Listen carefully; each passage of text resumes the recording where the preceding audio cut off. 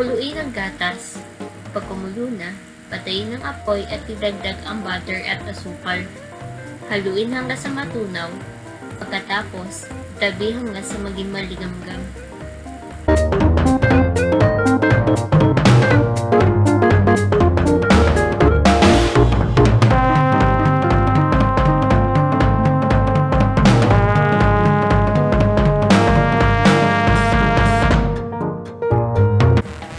Ilipat ang milk mixture sa isang bowl.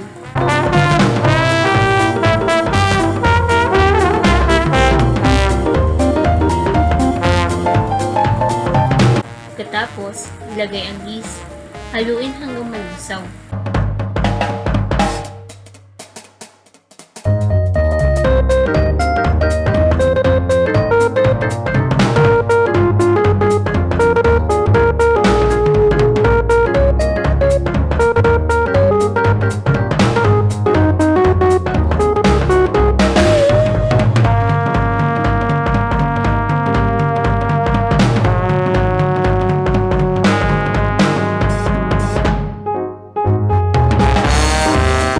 Ilagay ang asin, baking soda, baking powder, at 2 cups of flour.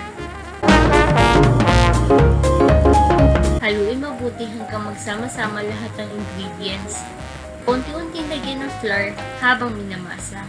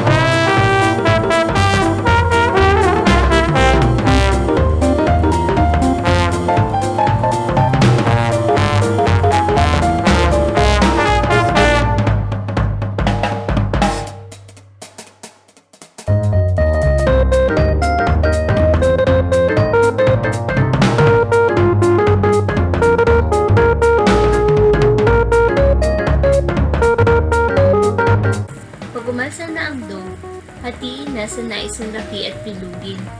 Pagkatapos, ilagay sa tray na may onting mantika. Takpan at hintayin lumaki sa loob ng 1 oras. I-preheat ng oven ng 375 Fahrenheit. Ilagay na ang tray sa loob ng oven. I-bake ito sa loob ng 15 to 20 minutes.